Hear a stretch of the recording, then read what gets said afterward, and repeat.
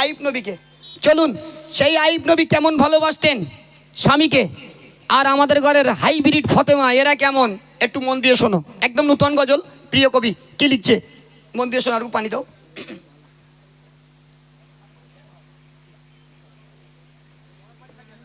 আজরাইল দেখতে এমনি ভাব, সত্যিকারের কথা বলছি, বিরাট রাত জায়গা চলছে, মানে একটা দিনও তো খালি নেই, এর অবস্থা বিরাট খারাপ। শুধু আপনাদের ভালোবাসায় এসছি, আজকে 8টা দাওয়াত লেবু খালি, সে লোক অটোমেটিক ফোন করেই যাচ্ছে, এই লাইনে আছে কিন্তু যাবো না, মানে করে দিয়েছি ভাই, যেতে পারবো না, অনেকটা রাস্তা, নদী পার হতে হবে। জি চলো পরিবেশন করছি আইয়ুব নবীর জীবনী। মায়েরা মন দিয়ে শুনুন, স্বামী কারা ছিল, স্বামী কি জিনিস, স্ত্রী কি জিনিস, একটু মন দিয়ে শুনুন।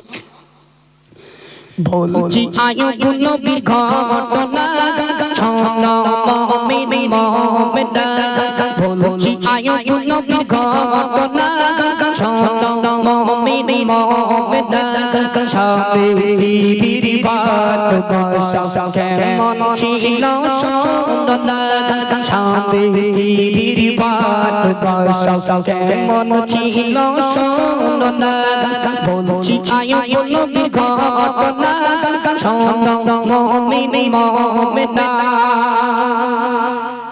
বাদশাহ ছিল আইয়ুব নবী, তার ছিল 4টি বিবি, সুখে দুঃখে তাদের নিয়ে জীবন কাটায় আইয়ুব নবী।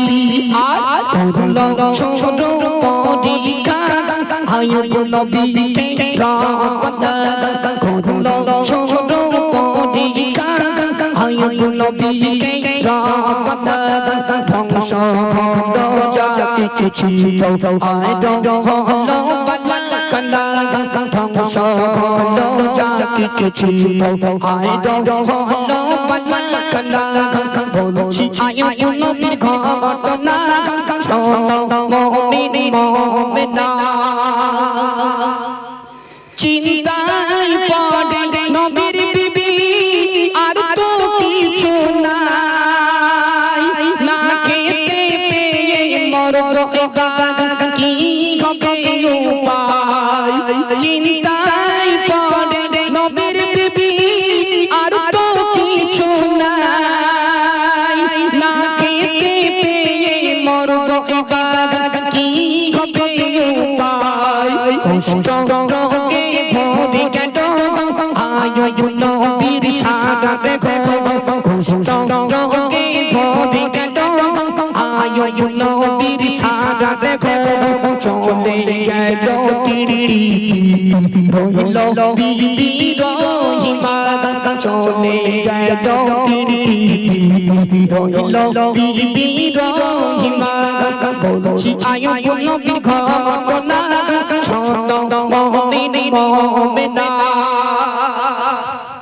কেন মায়েরা শুনুন, আইয়ুব নবীর 4 জন স্ত্রী, দুটো দল হয়ে গেল, দুটো দল হয়ে গেল।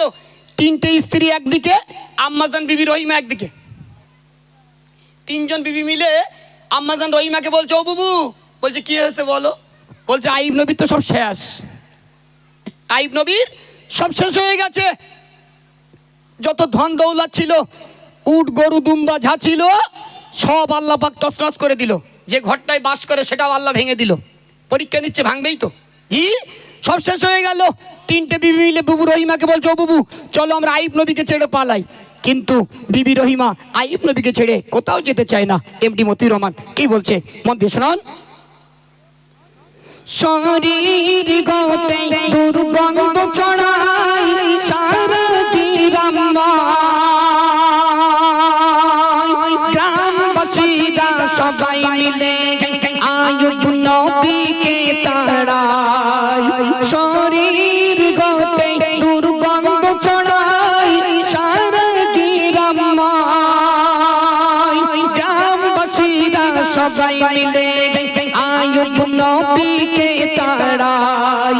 আর সবাইকে ছেড়ে বিবি রহিমা ঘটাও তিনি গেল না সবইকে ছেড়ে বিবি রহিমা ঘটাও তিনি গেল না সবইকে নিয়ে গুটু গুটু পাবে জঙ্গল দিল রওনা সবইকে নিয়ে গুটু গুটু পাবে জঙ্গল দিল রওনা বলছি আয়ুব নবীর ঘটনা শোনো মুমিন মুমিনা স্বামী স্ত্রীর ভালোবাসা কেমন ছিল দেখো না বলছি আয়ুব নবীর ঘটনা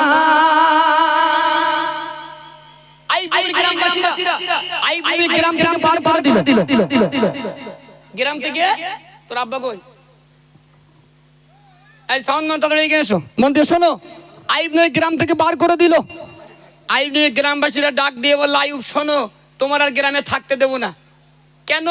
তোমার 3টি স্ত্রী ছেড়ে চলে গেল, তোমার গার দুর্গন্ধ বার হচ্ছে, গা দিয়ে গোস্তর পোয়াগুলো টেনে টেনে টেনে টেনে গোস্তগুলো খেতে খেতে গলা পর্যন্ত এসে গেছে। আল্লাহর কি বাপ, সত্যি কথা বলছি, মিথ্যা না। পোকায় খেতে খেতে হাড়ে থেকে গেল, ঠোঁটে গালে জিভে সব জায়গায় পোকা। সব স্ত্রী ছেড়ে চলে গেল। বিবি রহিমা আইয়ুব নবীর পোয়াগুলো টেনে টেনে বার করেন। আইয়ুব নবী বাবারে মারে বলে চিৎকার দিয়ে ওঠে, ও বিবি, সব তো ছেড়ে চলে গেল, তুমিও যাও। আমি ঠিক, আল্লাহ আমাকে পার করে নেবে। আল্লাহর পরীক্ষা হচ্ছে। এবার বিবি রহিমা আইয়ুব নবীর কেমন সেবা করেছিল একটু মন দিয়ে শুনুন। পোকাই বলে গেল দেখো ঠোঁটে ও গালে ঠোঁটের পোকা ঠোঁট দিয়ে বিবি রহিমা ফেলে পোকাই বলে গেল দেখো ঠোঁটে ও গালে ঠোঁটের পোকা ঠোঁট দিয়ে বিবি রহিমা ফেলে আয়ুব নবী বলে বিবি সবাই গেল ছেড়ে আমায় নিয়ে তুমি কেন আছো এখনো পড়ে স্বামীর সেবায় মিলিবে খোদার জান্নাত নসিবে স্বামীর সেবায় মিলিবে খোদার জান্নাত নসিবে তাই তো আমার মা ভাবিরা স্বামীকে সেবা করো না বলছি আইয়ুব নবীর ঘটনা শোনো মুমিন মুমিনা।